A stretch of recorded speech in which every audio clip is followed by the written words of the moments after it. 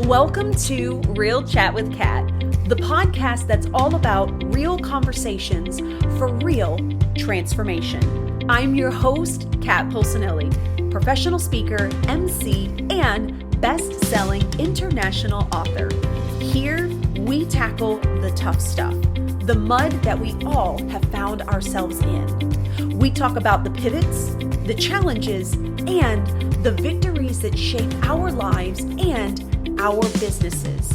From overcoming trauma and finding your voice to navigating life's unexpected twists, we get raw, honest, and open.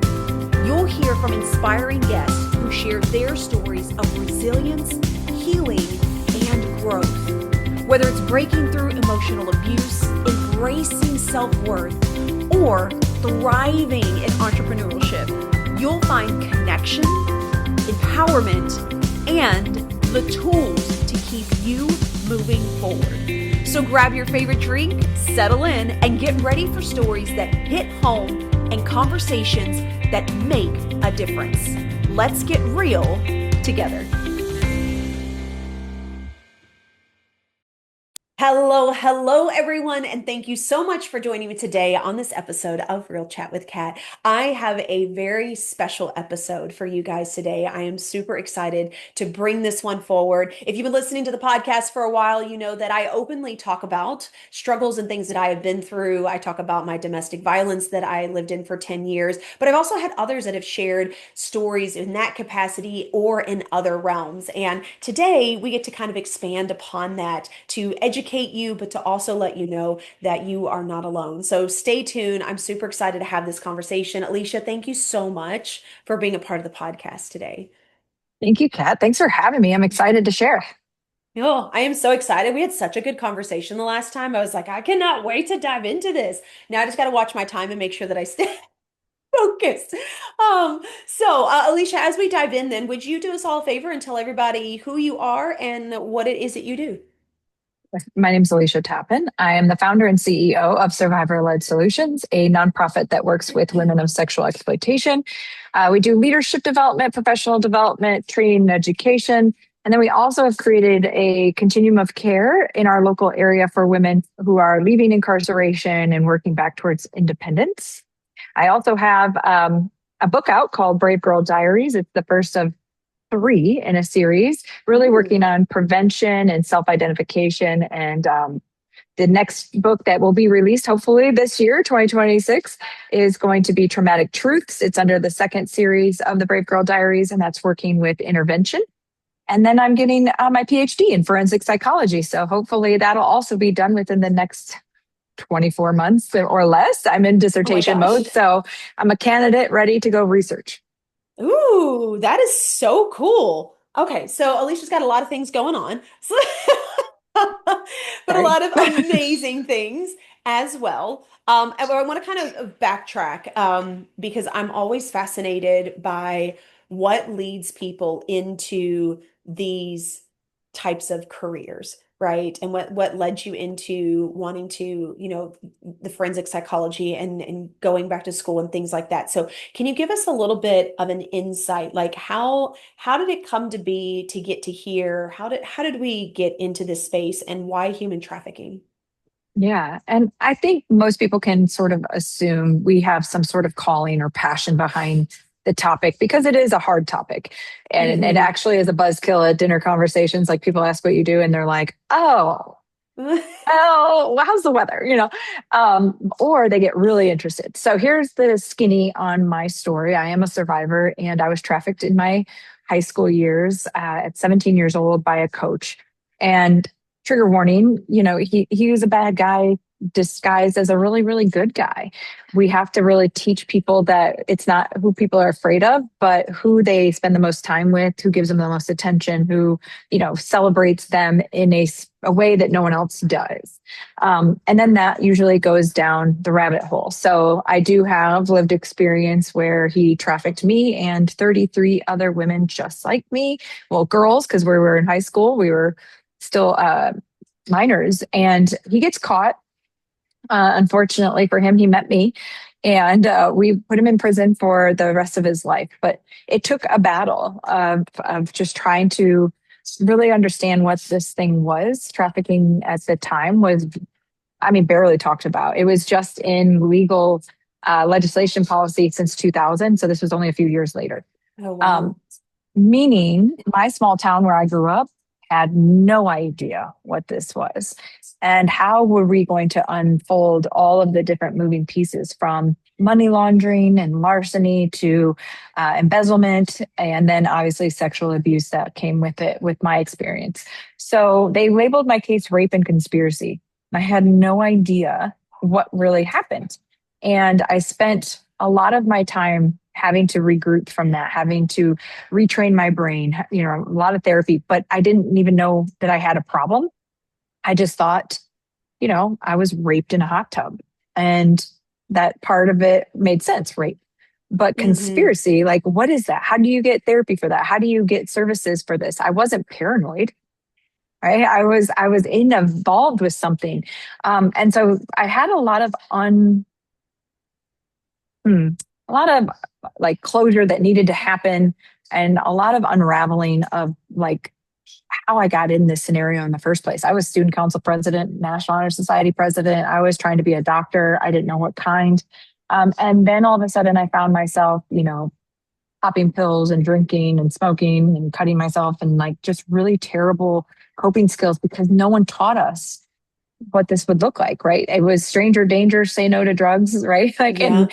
and it wasn't that. This was a nice guy. I didn't know I was taking drugs. He roofied me.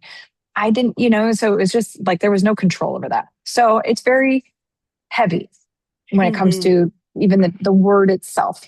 But after years of working in the clubs and getting involved in drugs and really losing my identity, and I met this guy who will become my husband, but he was the only man that I met that was like nice to me and like treated me with respect and told me I had potential. So, ladies, if you're listening and you have that guy in your life, keep him, no matter how hard you want to push him away, because that was my reality. I was good at like just burning people and moving to the next thing, and I was living a very fast life.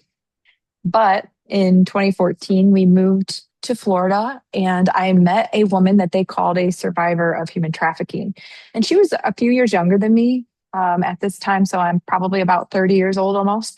And she told me her story. And I swear, Kat, I was looking in the mirror. Like I thought that her story was my story, right? The Oh, setting was different, the wow. characters were different, but the plot was exactly the same. And Mm-hmm. she was still struggling. She was still struggling. And I wouldn't say that I had it all together by then, but that moment that label clicked, all of a sudden now I had supernatural knowledge. And I swear it was like a downpour. I knew more about human trafficking than anybody in my sphere. And I knew like recruiting and grooming and these tactics and like how charismatic they have to be, and you know the money that gets infiltrated in and out of consented spaces, like opening bank accounts on purpose, you know, just to funnel laundry money. So i I got passionate about telling my story. I wanted to change the narrative. I was like, people are doing this wrong. And the way that they treat people, because I experienced that. A lot of people were dismissing the victims, criminalizing them, which I had to take 2 charges just to prove that this man had alcohol and drugs at his house. Which I mean, he did, but I didn't even know that that's what was happening to me. Mm-hmm. So imagine going to college, right, with this like just this scar on your back and trying to hide it and trying to re-identify as like a normal freshman, and rewrite my story where the trauma just starts adding itself, you know, on top of one another. And Mm-hmm. I was a great student, but I was a party girl at the end of the day. And then now I'm 30 and I'm married, and all these flashbacks are coming back, and all these things that I thought I had tucked away and hidden with a key, you know, down into my secret space in my gut, you know, pushing it down as far as I could, and it was coming out. It was exploding out. And so I knew I needed help, and I started seeking therapeutic services that I'd never sought out before. A lot of people told me, you just have PTSD. Like, we know what this stuff is, but you're just stressed out. Like, I mean, all these things. I was misdiagnosed like different ways. I had an alcohol addiction that was really just a mental health condition of serotonin not being, produced naturally, and so I Mm-hmm. was self coping. So it took me about 10 years to recover 20 years of my own abuse and then abuse that I had received and suffered from. Um, so I started a safe house, and I was the executive director with the under the guide of a mega church in our area, and we were the first ones to really break ground in this area of Florida. It went wonderfully for about 5 years, and then all of a sudden, I got in a car accident. And this is no joke. Found out I was pregnant, and I know that those two things don't normally go hand in hand, but it was traumatic, and I No. couldn't find childcare. And so I had to leave my position as the executive director, which got me here, right? We never know where those steps are going to take us. And if we just stay diligent into the mission and our calling in our life, like, we can't predict what's going to happen. But if we stay the course, you're going to see amazing things happen. So Survivor Led Solutions was literally birthed 3 weeks after my third son was born. And I figured this out. So again, if you're listening and you want to know how to create proposals, walk in with a newborn and a proposal. They can't say no, right? Um, so I said, "Here, hold my baby and read this." And I'm kidding, but I went to law enforcement and said, "I want to train you. I know too much about this stuff. Medical providers, right? Homeless shelters, women's recovery programs." And before I knew it, I was building a program for women's recovery. And I was showing them the continuum of care and how many silos we were in, when we should be a sequential intercept map. And we should be Mm-hmm. off ramping victims instead of onboarding them to criminal justice. So that was really cool, which led me to my PhD and needing to continue my education.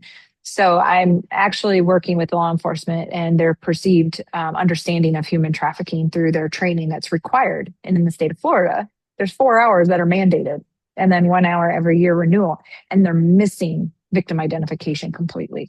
So Mm-hmm. that's built me a beautiful partnership locally and across the nation. I've spoke at like the Homeland Security Conference several times, the International Women's Police Conference, just so many, really awesome opportunities to share not just my lived experience, but the training and education that I've received from it, which then got me into working with survivors at a leadership level. So it wasn't just working with the women incarcerated, but now we have to build this top down approach to say, hey, you need to be mentoring, right? You need to be sitting in leadership positions in these organizations that say they do these services so that they're Mm-hmm. survivor led, centered, trauma informed, right? And so that's what we're doing now, is building this certification course. And it is a survivor leader certification course that will be about 50 hours. We have 50 women already trained in the first 10 hours. And we're doing it in person and virtually, just depending on, the time of year and how this is all playing out. But it's a beautiful thing. And then finally, we host these retreats, which we just did in Alabama. I rented out a lake house and brought in my publisher and said, hey, these women want to write books. How can we help support that? And so she did writing prompts for a whole week. I cooked 3 meals for 5 days and just let them like exist in their space and get creative and flush some stuff out and get angry, and then we're going to put together what we call a coffee table book. And it's going to be this anthology of survivor stories of empowerment. And then what's really cool is that it becomes its own entity where they can take it and use it for like fundraising or other opportunities to Oh build up their yeah. own businesses. So it's very holistic, but also sustainable. Oh, I love every bit of this and more. I want to go back to Yeah. the word human trafficking. I feel like human trafficking, just like the word domestic abuse, is very heavily misunderstood. I know that there are probably people listening to this right now that are like, I don't understand how she was in high school but trafficked. Because we see on movies, right? Human trafficking is like you Mhm. get snatched, you get put in a van, you're taken to some crazy place and you're stuck there. Like it's always these huge, conceived theories. The same thing with abuse, right? Normally, when I talk about abuse, the first thing people think about is the physicalities to it. Right. So, can you break down what human trafficking really truly is in a way Mhm. that, might end up helping someone that didn't identify like you're saying, just so that we can kind of educate people on what that means. Because yes, I understand there are human trafficking rings and there are people being brought from other countries and things like that going on. And unfortunately, there are smaller things like this that I don't think that we understand because, again, we only perceive this one way that we have been shown. Mhm. And I want to make sure that people understand what human trafficking really means. Sure. So it is a huge definition. And if you look it up, it's the illegal transportation, harboring, or solicitation of people for profit or sex. What that translates down to the layperson is exploitation of vulnerabilities. Exploitation, somebody's taking advantage of you. Vulnerabilities are your weaknesses. So taking advantage of your weaknesses. So just being a child is one vulnerability. Then we start adding them up. So in 1997, Kaiser Permanente did this research on the adverse childhood experiences, right? Thousands of questions were surveyed amongst hundreds of people, and 10 questions got answered yes most predominantly. There were 5 abuses that happened to you and 5 that you witnessed in your household under the age of 18, right? So while you were growing up, doesn't matter what your household consisted of, grandma, Hmm. grandpa, foster parents, nuclear family. These 5 abuses that you experienced were things like the physical abuse, verbal abuse, emotional abuse, sexual abuse, and neglect. But then you also witnessed things like domestic violence, incarceration, drug and alcohol abuse, um, mental health issues, and suicide and divorce. Like that was like that's a piece of the family dynamic. And so we knew back then in the 90s that Americans scored a average of 4 on out of 10. So we know right now predominantly people get divorced. There's usually physical or verbal abuse associated. Hmm. Somebody usually has a mental illness like depression, anxiety, PTSD, right? And then throw in any other of the others, right? Child abuse or incarceration, or think about like mom and dad getting divorced, they get into a fight, mom has depression, dad goes out drinking and gets arrested for a DUI. That's a 4 right there. Yeah. That can happen in one night. And so girls predominantly are a score of 7. So they're not only going through all of those things I just said, but then there's these added extra traumas that lead them right down the path to a trafficker, whether that's online, who somebody's pretending to be somebody they're not, and they act like they're a kid and they start creating this relationship, which is called recruiting and grooming, which is what the coach did. So he was looking for boys specifically that he could recruit as like his own buyers. So he never took the fall. He's the trafficker. He's the pimp up here, right? And then Mm. he created this line of buyers. So he promised these guys, hey, you don't have to go to college aversion. I'll hook you up with whatever girl you want and we can make this situation happen for you. Or it was like, if you need a place, that's private for your girlfriend when you want to have a romantic night. Like he did that. And then he also did this. He was like, if you missed a test, I'll help you get extra credit. If you have an absence, I will help you get it excused. If you need a uniform or a meal, like he would buy it for them, a ride. He became the person of trust. That's what every trafficker does. And then they do this little piece and they throw in sexual content. So it might be a video, right? It might be, it used to be magazines, right? Or something. Maybe it was indecent exposure to someone else, pulling their pants down and seeing what they would do, right? Like just this thing. And so for my situation, he put on a porn made by 2 of our friends. And like most people sit in shock when I tell them this, but I was like, but he normalized it where people had seen it before. And I was just new to the group. And so then Mm. it was even more awkward. Like, what do you do? Now it's peer pressure. So do you respond? Do you react? Do you do anything at all? And I like looked at my friend because we're at his house after a track meet. And he was like, hey, I just want you guys to see this video, but I don't want to be responsible for pushing play. And like the funny kid of the group jumps up and pushes play. And now we're exposed to this porn and there's nothing we can do about it. Right. So I ask kids all the time, like, what would you do? And every so often I get a very brave person that's like, I would tell my parents or I would call the cops. And I'm like, no, you wouldn't. Like, no, you wouldn't. Like the reality is that you're going to be outnumbered, and you're going to sit there and go, I don't even know what to do with that. So let's pretend it didn't happen. Yeah. Right.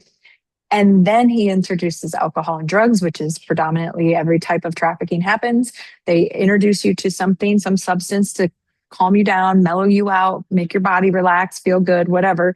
And then he invokes the trafficking piece, which is an exchange. So it doesn't have to be money. People get that so confused. The exchange could be a place to stay at night, food, water, shelter. It could be a promise. Hey, I'll give you extra points on the video game or extra skins or extra something in exchange for your participation, right? Oh, Send me a wow. picture of your naked brother or sister and I'll give you Roblox. Like it is that simple. And for people who are desperate, they don't have things at home like that score of 7, like there's a lot of problems going on. This feels safe and this feels okay because the attention and the needs are being met, right? So food, water, shelter, whatever. Mm-hmm. And so they don't mind it because it's usually not as demeaning at first. There's a comfort in it. And then they flip the script. Every single trafficker will flip the script and go, hey, you owe me. Did you have fun at that party last night? Well, now you got to do this for me. You Mm. enjoyed getting that excused absence. You got to do this for me, And if you don't, I'm going to blackmail you. I'm going to threaten you. I'm going to hurt you. And if you really do anything bad, I'm going to kill you. I'm going to kill you and your parents. And like a child specifically, they trust that. They built a relationship with that. And now there's this threat. And so they don't know what to do. And they usually conform to what it is so that they can lessen the punishment, right? Mm-hmm. And then they get themselves in a real hard situation to get out of. So that's why we say hidden in plain sight. And that's why we say it's like hard to leave because you're not actually bound by ropes. It's a mental health issue. And so that's what my situation was. For 3 months, he just sent me to parties and expected me to perform. And if I didn't, he slashed my tires, put dog poop on my windshield, threatened my little brother, threatened to expose me to the school, threatened to pull scholarships from, the universities that I had gotten received from.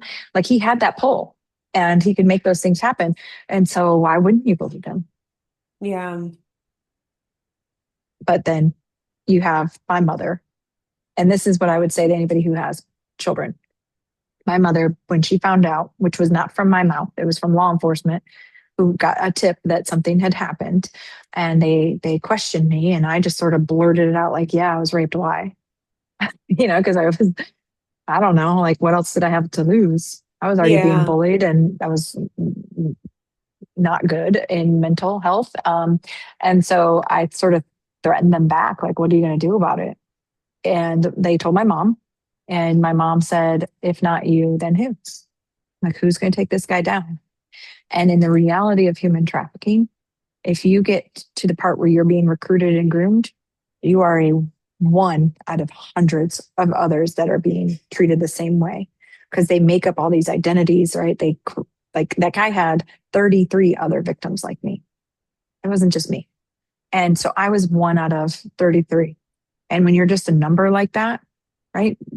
They don't think you're going to do anything about it because they don't think you have Yeah. the confidence and the wherewithal to do it. So she said that to me, and I guess it sort of planted a seed.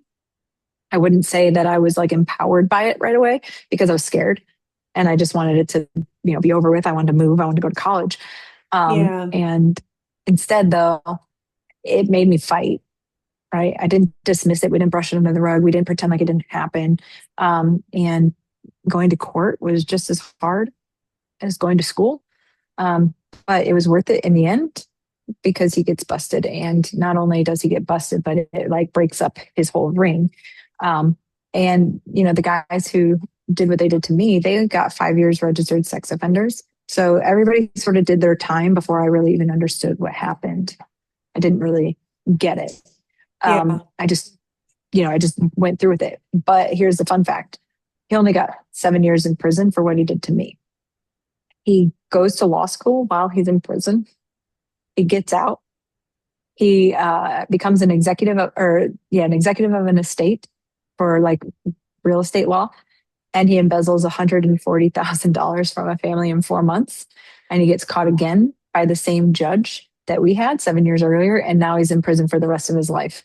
And I literally have a newspaper clipping from the judge that says, if it wasn't for the girl in the hot tub, we wouldn't know how evil this man was. And so now he's in prison for the rest of his life. So you don't know what your story really is going to do in the future. Like, was it hard for me? Yeah. Like, would I have done it again? Maybe, I don't know, given the situation, but now I literally, I tell parents and girls and boys who are being victimized, like, go after them because they don't think you're gonna.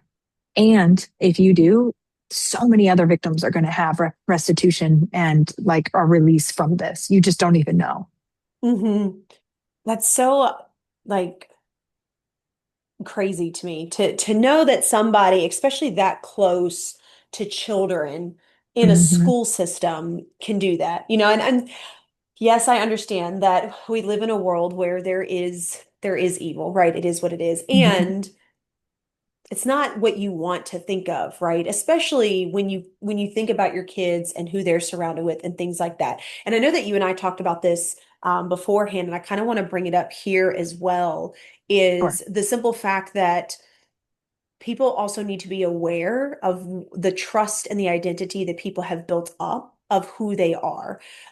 We talked about this beforehand, where so many times people come forward and the people of the town or the people around there that know that person for that persona they have always been refuse to believe that they could possibly do Right. what it is that they did, right? So, is there any indicators that you think Mhm. people could be aware of, right? I don't want us to go around like not trusting anyone, like, oh, this No, is a you super can't nice live like person, I that. need to watch, right? But I do feel like, as you said, there are patterns and things like that. And I'm curious if you have any items or personality things, just things to be aware of that might be a little bit of a red flag, that while this person may sound absolutely wonderful or seem one certain way, there are still some things that leak through that could give us some ideas of something else. Yeah, absolutely. Because we don't have an exact profile. We don't have an exact profile of like a mass murderer or school shooter yet either, but we're Hmm. gaining more insight, right? So much like where domestic violence and human trafficking can kind of correlate is that you got to have narcissism. This person has to believe that they are, God's gift to green earth, right? Like they see themselves in the front and center. They usually have these gaslighting sort of behaviors, like it's all your fault, if something goes wrong. Like they'll say like this to kids, like, you can't tell your parents about us because you'll get in trouble. Like Mm. that phrase right there is huge, right? They usually come off very gift giving, very affirmation building. So this person will feel really good to you, but it's almost like why? So they say these phrases. This is something that's in my book, and I call them isolated compliments. You're the prettiest girl I've ever met. You're the smartest in your class. Your parents don't want you to grow up. They separate you from your peer group with a compliment, right? Interesting. So that's very intentional because it builds this rapport and trust very quickly. They're always going to be funny, charismatic, and good looking. Like they're not the creepy person under the bridge trying to sell you meth. Like that's not what they're doing. That's where you end up, right? You start with credibility, with clout, with the ability to make these big, bold moves under the radar because no one expects it. So, we've seen anything from doctors and pastors and teachers, right, to be able to do that because they have access to kids. That's the other thing that you got to be aware of. They have access. So we always say that, like, where are predators? Wherever kids are, Hmm. the mall, the park, right? But it doesn't mean that every person is doing that. So we teach people safe people versus tricky people, right? So a safe person would never ask a kid to do something that an adult should do. So for example, when I go onto a like school campus, I'm going to go give a speech. I don't go up to a child and go, "Where's the principal's office?" I try to find another adult, okay, and then help me. And I do that consciously. Now I understand like most people wouldn't even consider that. But a tricky person is absolutely going to scout out several kids and talk to them. right? Interesting. So that's like one piece. If it's like doing something, like I said, that an adult should do. So maybe it's like giving passwords or, locks to something, having some sort of authority, and like he's letting or she's letting kids have special permission to access those things. That's a tricky person, right? Mm, So we're looking for that. One example was like this. This happened in a hospital in the lobby. So this mom came in. She had a child with a broken leg or whatever. Right, he fell skateboarding, and there was an older brother and a younger brother that had to stay in the lobby and she had to go back to the operating room. And when she did, she's like, "You watch your brother. Don't go anywhere. Don't talk to strangers. Whatever." Right, and she has to leave. Well, this guy comes out of the bathroom and goes up to the kids and says, "Hey, I can't get my son to come out of the bathroom. Like, can you talk to him? Can you help me?" That's a tricky person, right? So those are sort of the things that we're trying to teach kids. But otherwise, profile, it doesn't matter, right? They can be any color, any ethnicity, any religion. mhm. That doesn't matter. It can be women, it can be men. It's more or less that persona that they think they're greater than the rest, and they act like it, and they showboat, and they buy things for no reason, like lavish gifts for no real reason, just because they like you. I think that the other piece of this too, I feel like also falls back on the parents, which is we as parents have to learn to be more communicative with our kids. Mhm. And what I mean by that Absolutely. is because I was this parent and I had to train myself not to be this way because I realized what it did to me. So, when I was growing up, and I have a wonderful family, I love my family, but it was more of like, don't do stupid crap, right? Don't Mhm. come home with this, don't do this. I'd whoop your butt if you did this. So there was this fear tactic that was Right. there. And unfortunately, because that was there, it meant that if things happened, I didn't want to come tell them because I didn't feel like they would listen to me. I felt like I was going to be punished. When Right. my boys started getting into grade school or middle school and things like that, I always told them I would rather you come to me and me be upset about it, than you go off and do something stupid, right? And then you end up getting hurt. And yes, I'm sure there are a lot of parents like I tell my kids you can come to me about anything. So did my parents. But the way that you conversate with your kids outside of that phrase is what makes the difference, right? So Right. if my kids, for instance, when my oldest one wrecked one of his cars and I got the phone call, the first thing before I was irritated was I was like, are you at least okay? Are you good? Right. So it's putting that care ahead instead of the reactiveness Right. and being irritated about everything else, because those are the moments that stay, right? If your child comes home and they're like, hey, I wasn't supposed to be doing this, but they were in the bathroom and they were all vaping and I felt like I needed to and I did. The first thing that comes out of your mouth shouldn't be, how freaking dare you, right? The first thing that comes out of your mouth is, I thank you so much for telling me. Right. And then having the conversation. I think that that's the bigger thing because my parents always did that. If you ever want to try anything, you just come to us. I'll be damned. Not with the way that my parents talked to me. Absolutely not. Like I hid my pregnancy at 16 for almost 5 months because I did not want them to know because all I knew is that they were going to be extremely disappointed in me, right? Right. So I think that that's very important on the parental side. Anyone that is Right. dealing with children, I don't care if you're their parent, their aunt, their uncle, whatever the case may be, they need a safe space to know where they can actually be honest. And instead of being punished for being honest, we can always talk about things that need to happen, don't need to happen, what's going to go down because of it. But it's the way that you approach that conversation in the beginning that I think really opens up the ability for someone to be able to come forward, right? And say, Yeah. hey, I didn't want to be a part of this and I don't know what to do with it, but you feel comfortable enough to talk to another adult to be able to get it out. Right. And I think that you hit it on the head with the disappointment. We don't want to disappoint our parents, even if they are abusive to us.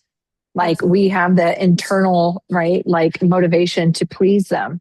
And so that was my struggle, and many victims, because I went to my best friend, I went to my coworker and told them all in the same day, I think something bad happened to me, and they all silenced me. So why would I go to my parents if my friends are saying, hey, this is not what really happened? Then my Hmm. parents surely wouldn't know, you know?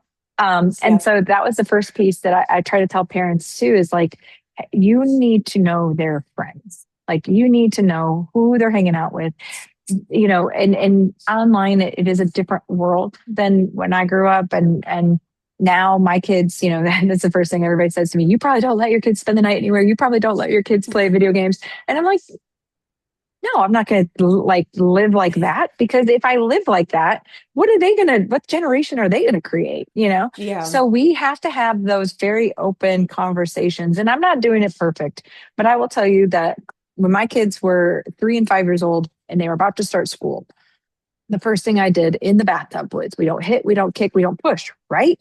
Right. We also don't lick, we don't kiss, we don't hug, we don't touch people if they don't want to be touched. Okay. They're like, right.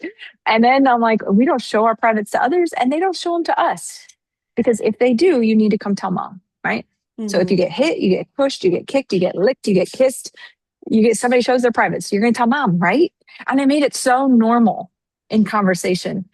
And things did happen at schools where little Carly kissed my 3-year-old. And I said, "What'd you do, buddy?" And he's like, "I pushed her." I'm like, and I'm like, oh, so close. So we go over it again. And my 5-year-old though, there's this kid who's looking under the porter or the potties and like trying to see his privates. And he didn't know what to do. And he screams for the teacher and nothing happens. So he hits him with the door. And I'm like, I can't stop you from protecting yourself. I Yeah. want you to protect yourself, right? It's kind of that like don't throw the first punch sort of thing, but you better finish it Yep. sort of mentality, right? But I'm constantly trying to get them to go and talk to somebody that they can trust. So finally I was like, you need to have a password with your teacher. When you and I told the teacher, like my kid's password with you, for example, is Doritos. So if he says he's hungry for Doritos, that means he needs your attention. He needs to tell you something serious. And that really worked, getting them into the next place. And yes, kids will abuse it for a little bit and be like, I don't really have anything. But what they really want though is one-on-one attention, right? Hmm. So now that my kids are like 11 and 8, not only do they know right from wrong when it comes to bodily space and what's appropriate, but now they're asking stuff about drugs. They're asking stuff about, vaping and all those things. They're Hmm. telling me when they see something inappropriate on the video game. And they're able to go spend the night at somebody else's house knowing what their plan is in place. Right. So we've been doing this progressively with age appropriate responses since they were tiny. And I think that is so much easier. It's not going to be scary and weird when it's time to talk about puberty, which is getting there right now. And like, it's an open conversation. And I am all boy. I'm a boy mom, right? Like, so I have to have the weird conversations and I have to teach them about female body parts so that Yeah. they don't abuse them later, not knowing and being ignorant and not being shy about these conversations because that's a human, and we have to humanize humans, not objectify them. So there's a lot of moving pieces, but when it comes to parents that, well, let's say it's too late, like something happened, my Hmm. first reaction is that this happened recently with a mom with a son who was being groomed by a woman who was pretending to be a child, and she got, they busted it, and now mom's instinct was take his phone, block social media, take his sister's phone, like all these like punitive responses, and I was like, Hmm. did you take him to get ice cream? And she looked at me like I'm crazy. I was like, he told you the truth. I think it's time to reward him, you know, and give him his phone back because otherwise he's going to steal somebody else's and borrow somebody else's and you have no control.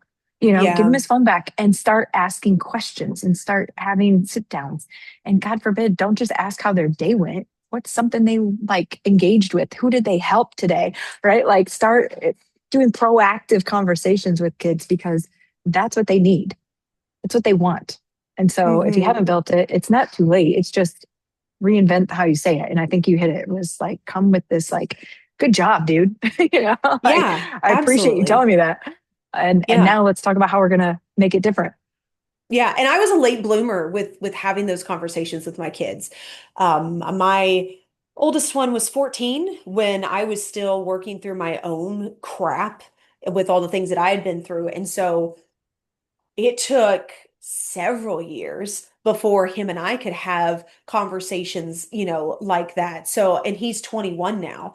But I hear everything, not always everything that I want to hear. Right. Especially being a boy mom. I'm like, I don't have to be in all these conversations, but we have become kind of the hub as well, right? When their friends come over, they know they can openly talk about things. And to be honest, I love that for the simple fact that you never know what's going on in someone's home.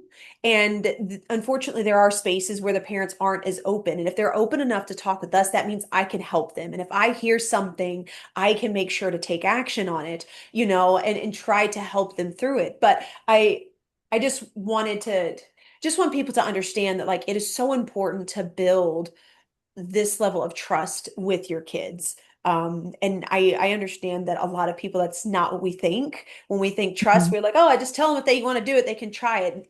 Your actions and the way that you handle situations is how they're going to build that trust, just like you do with any other person that's in your life. And I Mhm. think that, and like you said, the more open-ended conversations have to be normalized Mhm. because that's how we keep people away. That's how people realize that they can't get by with crap as easily because you are so comfortable with it, or you have had the conversation, or it's easy for someone to say no or yell for help instead of, like you said, you just like froze, like you didn't even know what to do. Like you just wanted to pretend like it didn't happen. Mhm. Um, and I think that that's so important because, again, I didn't have a lot of those conversations growing up. It was kind of one of those like, just don't do this and don't do that and stay away from people that do this kind of crap. And then we were just supposed to figure it out without our prefrontal cortex even formed. We Right. were supposed to Even make this more. logical decision, right? And it's Right. like, and that's how I raised my kids for the longest time because I'm like, I mean, that's how I was Mhm. raised. And but Right. when you really start looking, I realized how many situations that I was in where I didn't know how to say no or I didn't know how to push someone away and I allowed things to happen.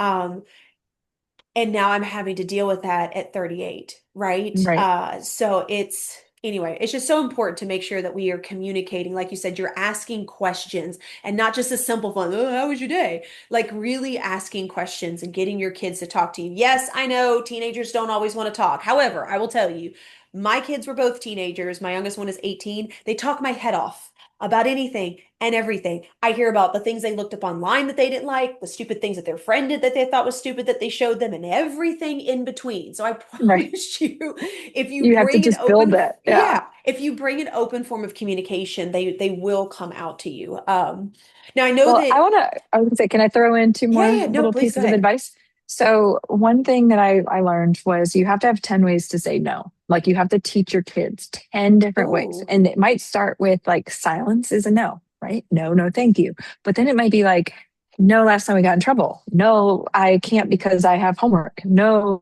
um, last time it made like go all the way to screaming and now and practice them because some things that are appropriate for kicking and screaming might be actually handled with a different type of no or vice versa, right? Like you're not going hard enough because peer pressure is real, right? and mm-hmm. and to do that. And then the second thing I learned a lot was trying to gauge like your social support and like learning what like a real friend is versus somebody who's using you, right? And if there's always a contingency or always a consequence with saying yes to this Yeah. person, right? You owe them, like that's not your friend, so don't practice that sort of stuff. Mm-hmm. So I wrote the book with the intention of getting people to have all these new tools that they didn't know that they actually had access to and practicing them, right? Like when do you do a safety plan? It's not when you're in crisis, it's when you're safe. So you know Yeah. what you should feel like, right? When safety arrives. So yeah, I'm a big proponent on like give your kids tools. Like don't just expect them to know how to say no or not know how to do something. Yeah, absolutely. Oh, and I love the 10 ways to say no. I've never thought about that. So that's really It's that's really really fun to role interesting. play. I do it in Okay. training. Like I'll get even just four ways, right? So I'll get like four people to stand up and I'll say, you say no, thank you. You say no, last time we got in trouble. You say no, I'm, gonna go to jail or whatever. And then you say, ah, and you start fighting. And then I ask the same question. Do you want to get high? No, thank you. Do you want to get high? No, last time we got in trouble. Do you want to get high? No, I'll go to jail. You want to get high? Like which one's appropriate? Because you don't know until you're there. And then all of a sudden, this is Yeah. a real thing. Do you want to vape? No, Yeah. last time I got in trouble. Yeah. Yeah. That's a huge thing right now that, yeah. Yeah. Hmm. We have to conversate more. I think that's the biggest thing. Yes, I understand that kids are going to screw up. And like you said, peer pressure is so real. And it's really Hmm. interesting how, like, once we become an adult and get to a certain age, it's almost like we completely forget about all of that. And then so as our kids are going through, we're like, just grow up, get over it. It's not a big deal. Learn to do this. Right. Like, don't let people bother you. And I think that we completely forget that, like, we at one point were in those situations where we had to Hmm. figure things out, or we didn't have people to talk to, or we had to deal with things that we didn't want to deal with. And so that's been a really big thing for me with my kids is anytime that they bring anything to me that I'm like, it's not that hard. If you would just do, I have to really put myself back at that age bracket and be like, what would I have Hmm. done around that time, right? Or how did I handle things, right? Okay, Right. drama was a little bit more of a thing when I was in high school. Now I could care less about it, right? But it's really hard to tell someone that high school is their whole world, be like, well, once you grow up, you're still going to Right. matter anyway. Like you can't just tell them that, right? No. So it's being able to relate to them and listen to them. That's been a huge Right. one. Even if I don't fully understand, I'm just like, okay, I kind of remember being in these situations. I remember coming home and being drama with my parents with things. Okay, this is normal. And just kind of letting it ride instead of shutting them down. Right. I think that that's made a big difference. So as we're coming to a close, I know that you have a wonderful website that everybody can go to. I know that you also have survivor resources on there. I know that you have your retreats. How often do you do your retreats? Probably once or twice a year. So we just did the first Okay. one. We'll do another one in the fall. And you get a part of the organization, and then we invite you to a retreat, and then it's really based on availability. And the best part about it for survivors is that the only thing I ask is for you to get there. Everything else is taken care of. So if we can help with transportation, we will. But most of the time, it's we provide the food, the bedding, the activities, everything else is covered. Okay, awesome. That's awesome. And then your book is on the website as well, Brave Girl Diaries. I love that Mhm. name, by the way. I think It, that's so thank awesome. you. It's on Very. Amazon and at Barnes and Noble. Oh, I love that. Yes. Yay, congratulations. Is there anything that you would want to make sure that people hear? If there's one thing that you could tell people before we kind of end for today, and I also want people to know where they can find you as well, but is there anything you'd like to leave anybody with? I am ready to come wherever you are.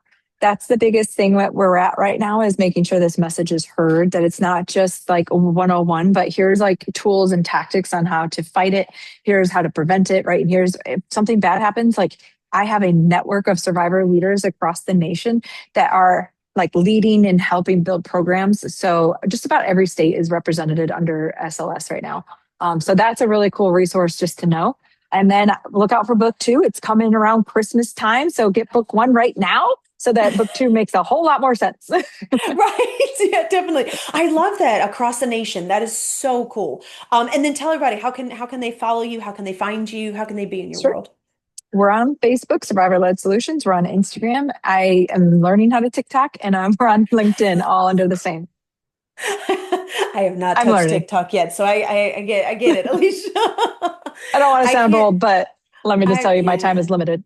Yeah, no, I'm right there with you. So thank you so much for sharing your time today, the information, and for sharing your story, because I know that that's going to resonate with so many people. Thank you. Thanks for having me, Kat. Absolutely. And to everybody else that's listening, of course, we'll make sure we have all that information in the show notes. We'll make it super easy for you to find Alicia, get in touch with her if you need her services, if you know of someone that might need her services. Please be sure to get to her website, reach out. I'll make sure that you get in touch with her and her organization.